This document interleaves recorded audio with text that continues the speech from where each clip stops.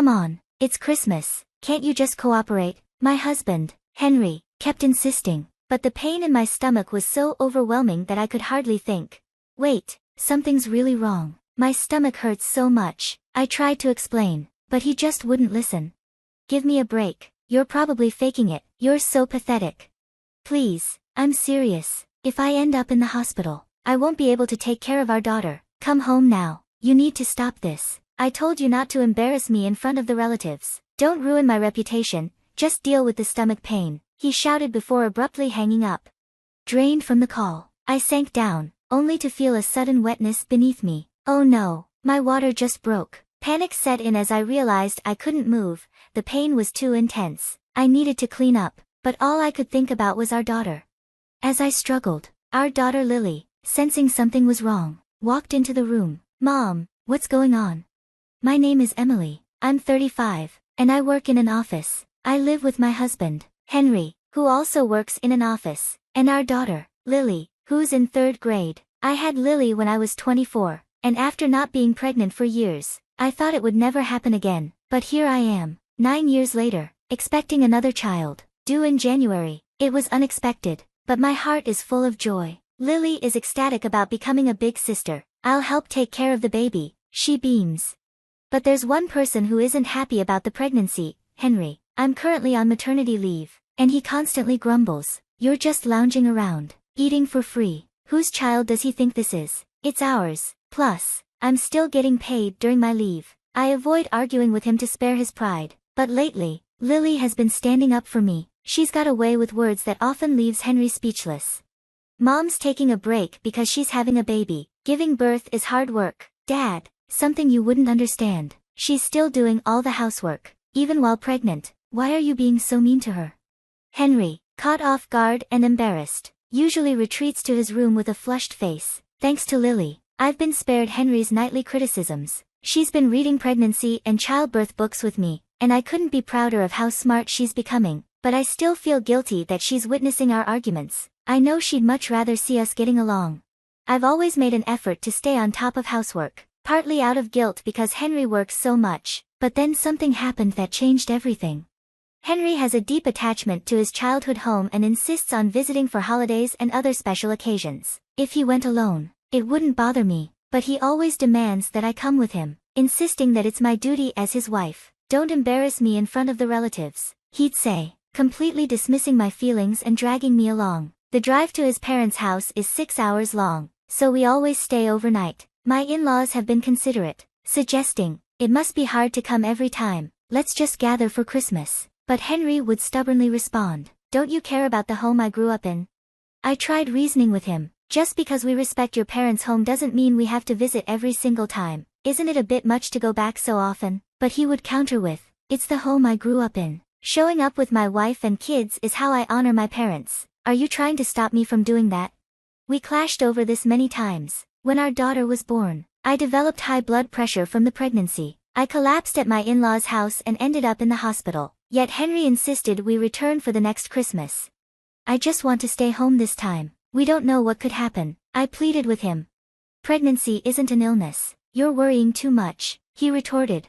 It's not about liking or disliking your family's home. I'm genuinely concerned. I can't believe you expect me to sit in the car for 6 hours with this huge belly. I didn't need to be hospitalized this time, but I still want to rest at home, especially after what happened before. Please, just listen to me. If something goes wrong, you're the only one I can rely on. Can't we stay home this Christmas? Even after all that, Henry didn't budge. Instead, he got angrier, his face turning red. You just don't want to go back to my family's home, do you? I've been regularly seeing the doctor, and they say everything's fine. I never said I didn't want to go. I'm just genuinely worried. Oh really? Then you talk to my family about it. With that, Henry started dialing his parents' house and handed me the phone. Reluctantly, I took it, and Ethan, his brother, answered. Ethan and his wife live with Henry's parents, so I never understood why we needed to visit so often. Hello, Henry. Oh, Ethan, sorry, it's Emily. Emily, what's going on? Ethan, I'm sorry, but with the baby due on Christmas, I was hoping to stay home. Hearing this, Ethan responded, of course, that makes perfect sense. This is a difficult time for you. and you shouldn't have to worry about family obligations. His words, "Take care of yourself," brought tears to my eyes. He continued, offering more comfort, "We should have been more considerate last time. We never should have let you make the trip." "No, it was my fault," I insisted. "Don't say that. You're the one going through the hardest part. It's only right that we be considerate. Please let us know if there's anything we can do to help. We're all excited about the new addition to the family." Ethan's kindness overwhelmed me, and I couldn't help but vent about Henry. He's insisting we go to his parents' house this Christmas too. Even though I've expressed my concerns about the baby possibly arriving early, he just brushes them off. He even accused me of not wanting to repay his parents' kindness. My voice quivered as I spoke. Ethan then asked, "Can you put me on speaker and call Henry?" When Henry picked up, Ethan got straight to the point. "Henry, are you seriously trying to bring Emily here for Christmas?" "Yeah, but she's being stubborn and doesn't want to come." "Do you even understand why she's hesitant?" "What? She probably just doesn't want to be around my family. She's being selfish." Ethan's frustration was evident. "Have you forgotten what happened last time? What if it happens again? We were all genuinely worried when Emily was hospitalized, and now you're just brushing it off. Are you a doctor? The condition she had last time could have been life-threatening for both her and the baby. How would you take responsibility if something happened? And making her travel for 6 hours? What if she faints on the highway? How long would it take for an ambulance to reach her? Have you even thought about the safety of Emily and the baby? Prioritizing Christmas at our place over the birth of your child is something even a child would understand." It took Ethan's stern words for Henry to finally calm down. I watched as the color drained from Henry's face. It was unbelievable that he needed such a strong wake-up call. Ethan then turned to me and said, "I'm truly sorry for the trouble Henry has caused you. Please accept my apologies on his behalf. Spend Christmas at home and relax. I'll inform Mom and the relatives." After the call ended, Henry, clearly embarrassed, muttered, "Ethan worries too much. From now on, I'll consult Ethan whenever Henry gives me trouble." Despite the earlier drama, thanks to Ethan's intervention, the early days of December were peaceful. But as Christmas approached, Henry began complaining about not going to his parents' house. On Christmas Eve, after finishing the cleaning and Christmas preparations, my daughter and I settled in to relax. Suddenly, Henry announced, I need to buy something," and left in the car that afternoon. As night fell, he still hadn't returned. He didn't answer my calls, so my daughter and I had our Christmas dinner, sang some carols, and tried to enjoy the evening. But the question lingered in my mind, where could Henry be? We had our Christmas cake and tried to keep the evening as peaceful as possible. The next morning, Christmas Day, Henry still hadn't returned. I wished he would at least contact me. His prolonged absence was concerning. Though we don't live in an area with heavy snowfall, accidents can still happen. Feeling a mix of irritation and worry, my daughter and I started our meal. Then I received a call from Henry. There was a lot of noise in the background. "Hey, you should come over too," he said. "Come where?" "To my childhood home." "Of course." "What?" "All the relatives are here having a drink. Hurry up."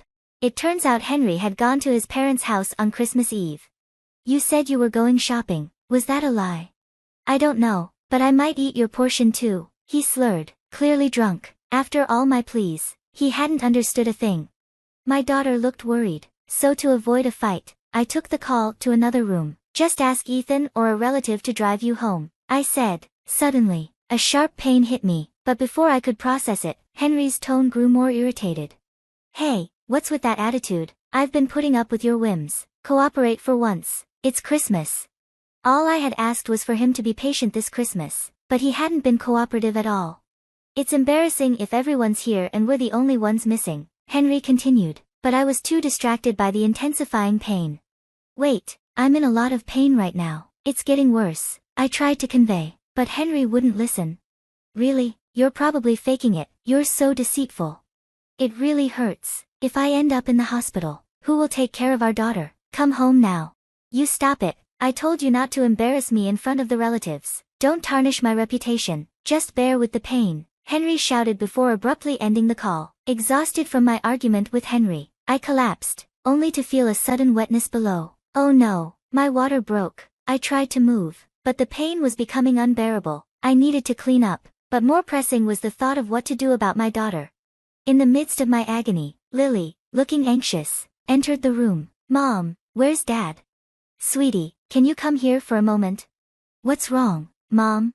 "Lily, can you call an ambulance with this phone?" I could barely speak through the pain. And as I watched her face fill with concern, I realized I hadn't taught her how to call for help. Before I could explain, she said, "I'll get the neighbor," and rushed out. Moments later, our neighbor arrived. Lily, sensing she couldn't handle it alone, had wisely sought adult help.